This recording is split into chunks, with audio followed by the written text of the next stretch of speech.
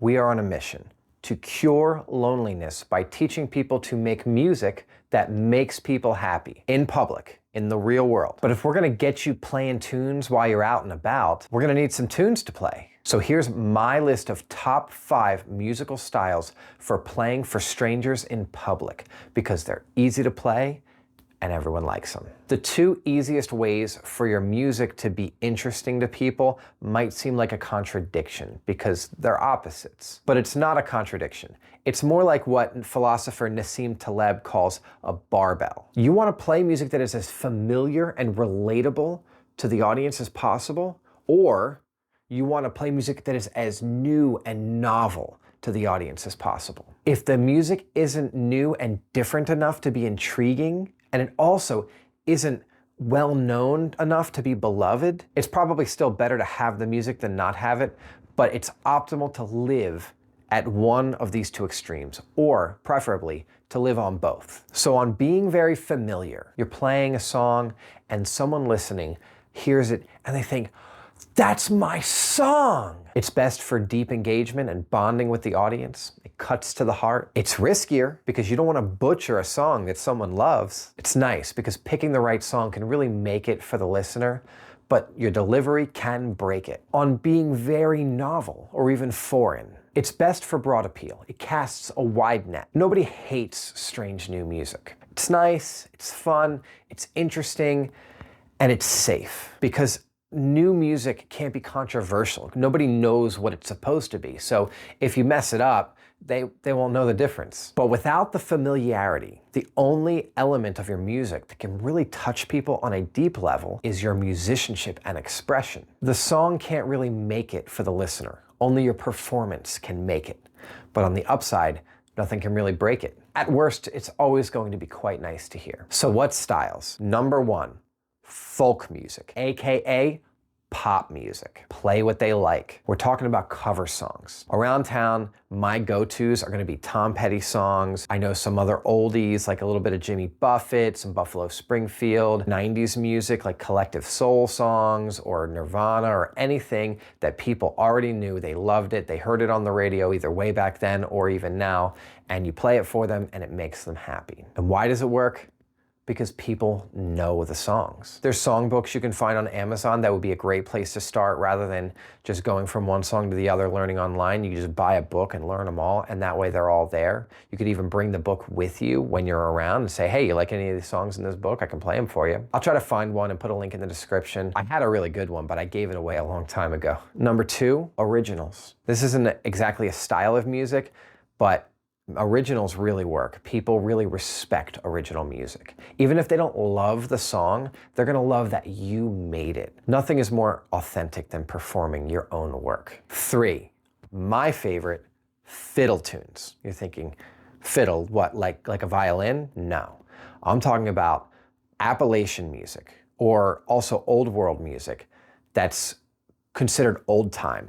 If you know what bluegrass is, that's actually kind of sprouted from old time music, which is all about fiddle tunes. It was dance music for the Celts and other Europeans, and it kind of got reborn in the New World where poor people were living in the mountains. Here's an example. This is called Little Red-Haired Boy. It's also referred to as Little Beggar Man.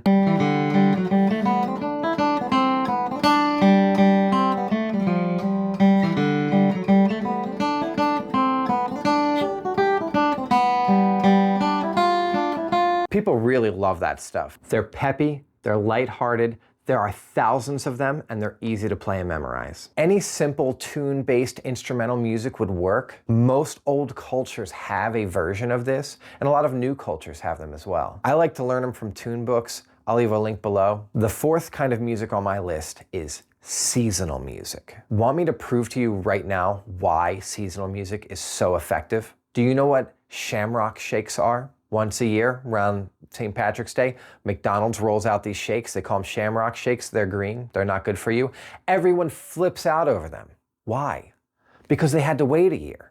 And that's the only reason why. Another good example is pumpkin spice everything in the fall. Why is it so good? Maybe it's not, but the fact that everyone had to live without it for a year and it comes back around and it's just, oh, it's back, I'm so happy. Seasonal music is the same way. It never goes out of style because it never hangs around long enough for people to get sick of it. They get excited for it when it comes around. It can be super familiar for people as well. It kind of can take you back to your childhood. For me, Christmas carols are all about that. It's not Christmas if I'm not hearing Christmas carols. And I'm not talking about hearing Mariah Carey Christmas songs. I mean the old stuff. I'm talking about the stuff that you would hear on like the Peanuts Charlie Brown special, like Oh Holy Night, What Child Is This, Away in a Manger, real Christmas hymns. That's the only thing that makes me feel like it's Christmas. Christmas carols can actually tick more than one box because they're seasonal, but they're also religious, which brings us to our next category. The fifth style of music that's really great for playing for people in public is cultural music. Religious music is a good example, but it doesn't have to be religious. If I'm walking down the road and I see someone playing flamenco guitar, I'm gonna stop. I'm gonna stop and listen, and I'm gonna stop and listen for a while. Asian flute or sitar is another example. Anything that's a little bit niche, it's associated with a particular geography or a people group. It's novel to the people who don't know it, but it can be super familiar to the people who do. Sometimes people grew up listening to that kind of music, and now they never hear it.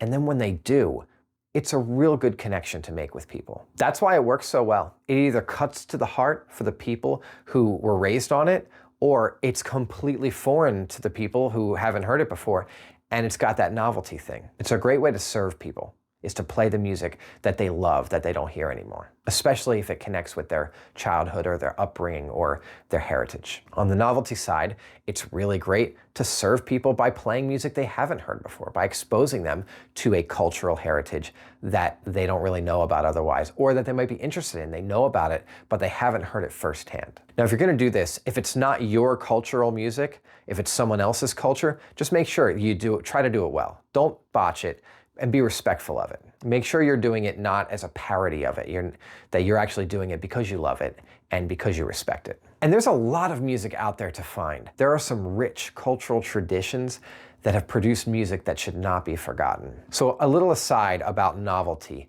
There's a limit to how novel something can be before it's just weird for people. And there are different kinds of novelty. For instance, Westerners aren't gonna like a lot of Eastern music because it doesn't comply with the forms that we're accustomed to. I don't know if it reciprocates when Easterners listen to Western music because I'm not an Eastern person and I don't know. But if you look around and you see people who seem to like melodic music, play melodic music. If you look around and you see people who seem to like rhythmic music, play rhythmic music. Instrument-centered music for people who seem to like instruments, and vocal music for people who like to hear songs sung. And if you look at a group of people and you don't have any idea what they like, ask them. They will appreciate you asking. People like it when other people are interested in them. Or just play fiddle tunes. Everyone likes fiddle tunes. What styles of music did I miss? What's the obvious style of music that someone could play for strangers and it would be a hit and I totally didn't think of it? Comment below with the answer to that question. Let's get a conversation going. Also, if you want me to go deeper on any of these styles of music, let me know in the comments, and if you comment bomb me, I will do it.